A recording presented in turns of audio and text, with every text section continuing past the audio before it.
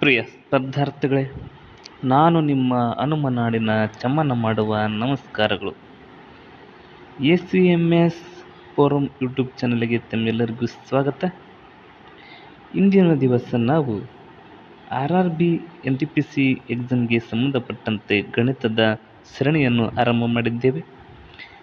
ಇದರಲ್ಲಿ ಈಗಾಗಲೇ ಹಲವಾರು ಟಾಪಿಕ್ ಬಗ್ಗೆ ವಿವರಣೆ ನೀಡಿದ್ದು, ಮುಂದುವರೆದ ಭಾಗವಾಗಿ ಶೇಕಡಾವಾರದ ಬಗ್ಗೆ ಬೇಸಿಕ್ ಅಂದರೆ ಅದರ ಮೂಲದ ಬಗ್ಗೆ ಸ್ವಲ್ಪ ತಿಳಿತಾ ಹೋಗೋಣ. ಇದು ಪರ್ಸೆಂಟೇಜ್ ಕ್ಲಾಸ್ ಆಗಿದೆ. ಹಾಗಾದರೆ ಸ್ಪರ್ಧಾರ್ಥಿಗಳೇ, ಶೇಕಡಾವಾರು ಏನು? ಶೇಕಡಾವಾರು ಎಂದರೇನು?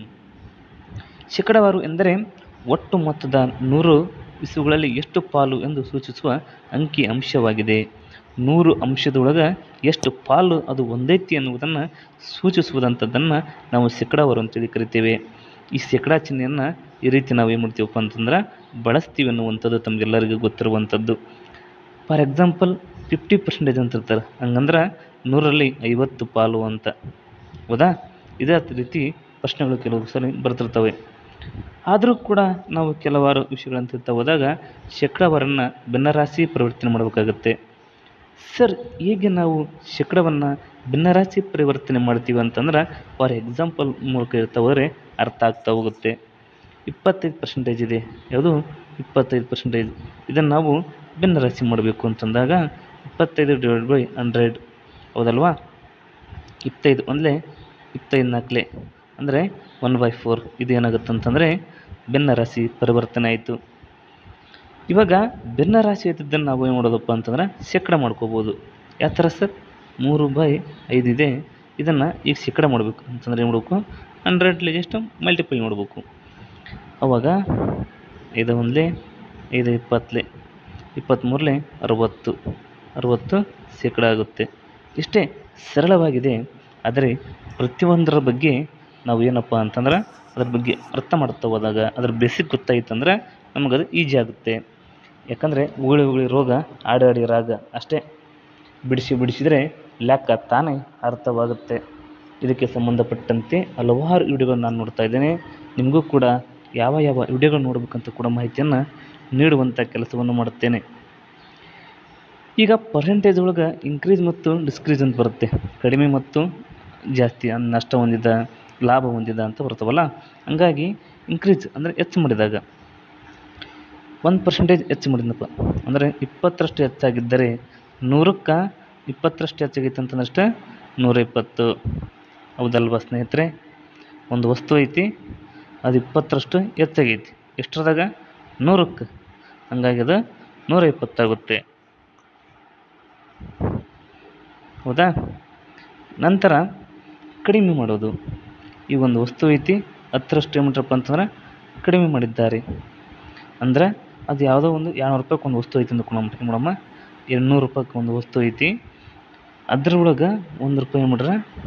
ಒಂದು ವಸ್ತು ಐತಿ, ಅದ್ರೊಳಗೆ ಏನು ಮಾಡ್ಯಾರ ಅಂತಂದ್ರೆ 10ರಷ್ಟು ಏನು ಮಾಡ್ಯಾರ ಅಂತಂದ್ರೆ ಕಡಿತ ಮಾಡ್ಯಾರ. ಕಡಿತ ಅಂದ್ರೆ ಗೊತ್ತಾಗ್ತದಲ್ಲ, 1 10/100 ಒಂದು ಏನು ಮಾಡ್ಯಾರ? ಮೈನಸ್ ಮಾಡ್ಯಾರ. ಹೌದಾ? 10ರಷ್ಟು ಏನೈತಿ? ಕಡಿಮೆ ಐತಿ. ಇವಾಗ ಅಂದ್ರೆ ಇಲ್ಲಿ 100 ಎಂಬುದು ಏನೈತಿ ಅಂದ್ರೆ ನಾವು 200 ರೂಪಾಯಿ ಬೆಲೆ ಇದ್ದದ್ದು, ಹೌದಲ್ವಾ? ಆ ವಸ್ತು ಏನಪ್ಪ ಅಂತಂದ್ರೆ 200 ರೂಪಾಯಿದ್ದದು. ಇವಾಗ ಇಲ್ಲಿ ಒಂದ್ರ ಮುಗಿಲು ಇಂಟು ಕೊಡ್ಬೇಕು. ಯಾಕಂದರೆ 200 ರೂಪಾಯಿ ವಸ್ತು, 200 ರೂಪಾಯಿ ಕೊಟ್ಟು ಒಂದು ವಸ್ತುವನ್ನು ನಾವು ಕೊಂಡ್ಕೊಂಡಿವಿ. ಅದು ಒಂದು ವಸ್ತು ಐತಿ, 10ರಷ್ಟು ಏನು ಮಾಡ್ಯಾರ? ಕಡಿಮೆ ಮಾಡ್ಯಾರ. 10ರಷ್ಟು ಕಡಿಮೆ ಮಾಡ್ಯಾರ, ಪರ್ಸೆಂಟೇಜ್ ಕೊಟ್ಟರಲ್ಲ. ಹಂಗಾಗಿ ಇದನ್ನು 100ನ್ನ ಹಚ್ಕೊಂಡಿವಿ. ಓಕೆ, ಈ 2 ಜೀರೋ ಕ್ಯಾನ್ಸಲ್. ಇಂಟು ಮೈನಸ್ ಇದೆಯಲ್ಲ, ಇಲ್ಲಿ 0 ಕ್ಯಾನ್ಸಲ್ ಆಗೋಲ್ಲ. ಇಲ್ಲೊಂದು ಜೀರೋ ಕ್ಯಾನ್ಸಲ್. ಒಂದಲೇ. ಓಕೆ, ನಾವಿಲ್ಲಿ ಇನ್ಕ್ರೀಸ್ ಅಂದರೆ ಕಡಿಮೆ ಮಾಡ್ಬೇಕಂದ್ರೆ ಇದೇನಾಗುತ್ತೆ ಅಂದ್ರೆ 90 ಆಗುತ್ತೆ. 100ದಾಗ 1 ಕಳೆದ್ರೆ 90. ಈ 90ರೊಳಗೆ ಇಂಟು 20 ಮಾಡಿದ್ದೀವಿ ಅಂತಂದ್ರೆ 180 ನಮಗೆ ಸರಿಯಾಗಿ ಲಭಿಸುತ್ತೆ. ಇದು ಒಂದಾಯ್ತಲ್ಲ, ಒಂದು ಪೇಜ್ ಬೇಕಾಗಿತ್ತಲ್ವ? ಇರಲಿ ಸ್ನೇಹಿತರೆ, ಮತ್ತೆ ಮುಂದಿನ ತರಗತಿ ಒಳಗೆ ಇದಕ್ಕೊಂದು ಹೊಸ ಸೈಡ್ ಹಾಕ್ಕೊಂಡು ಮುಂದಿನ ಕ್ಲಾಸನ್ನು ಮಾಡ್ತಾ ಹೋಗೋಣ. ಏನು? 200 ಇಂಟು ಒಂದು ವಸ್ತು ಅಂದ್ರೆ ಮೈನಸ್ ಮಾಡಿನಪ್ಪ 100ಕ್ಕೆ 10ರಷ್ಟು ಅಂತಂದ್ರೆ 90. ಓಕೆ, 90 0 0 ಕ್ಯಾನ್ಸಲ್, 9 2 18 180 ರೂಪಾಯಿ ಆಗುತ್ತೆ ಕಡತ. ಓಕೆ, ನಂತರ ಇದಕ್ಕೆ ಸಂಬಂಧಪಟ್ಟಂತೆ ಏನಾದರೂ ಚೇಂಜ್ ಮಾಡೋದಿದ್ರೆ ಫಾರ್ಮುಲಾ ಇರ್ತದೆ. ಟೋಟಲ್ ಪರ್ಸೆಂಟೇಜ್ ಒಳಗೆ x plus y plus x by 100 ಈ ರೀತಿ ಚೇಂಜ್ ಮಾಡಬೇಕಾದ್ರೆ.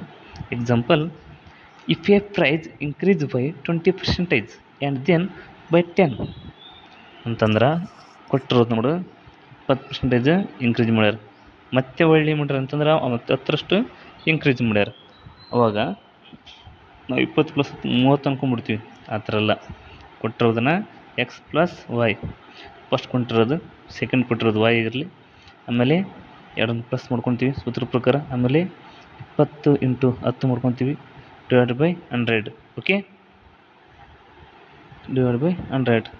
ಈ 0 ಕ್ಯಾನ್ಸಲ್ ಆಗುತ್ತೆ, ಇಲ್ಲಿ 2 ಉಳಿತಿ, ಇಲ್ಲಿ 30 ಅಂದರೆ 32.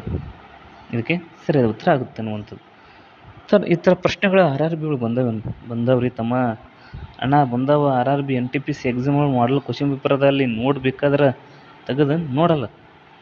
ಕಾರಣ 3/8 ಪರ್ಸೆಂಟೇಜಿಗೆ ಪರಿವರ್ತಿಸಿ 3/8 × 100 ಮಾಡಬೇಕು. 100 ಮಾಡಿದರೆ ನಮಗೆ ಪರ್ಸೆಂಟೇಜ್ ಏನು ಮಾಡುತ್ತಪ್ಪ ಅಂದ್ರೆ ಲಭಿಸುತ್ತದೆ. ಹೆಂಗೆ ಲಭಿಸುತ್ತೆ ಸರ್? 8 1 ಅಥವಾ 8 2 4 2 ಬರೋದು, 4 2 8, 4 5 25. ಓಕೆ, ಇವಾಗ 25 3 75 divided by 2, 2 1 2 3 6, 15 15 7 14, point 37 some point ಒಳಗೆ ಏನಾಗುತ್ತೆ ಅಂದರೆ ಪರ್ಸೆಂಟೇಜ್ ಬರುತ್ತೆ. ಇದು ಇಲ್ಲಿವರೆಗೂ ಕೂಡ ನನ್ನ ತರಗತಿ ನೋಡಿದಂಥ ಪ್ರತಿಯೊಬ್ಬರಿಗೂ ಕೂಡ ಅನಂತ ಶತಕೋಟಿಯ ಪ್ರಣಾಮಗಳು.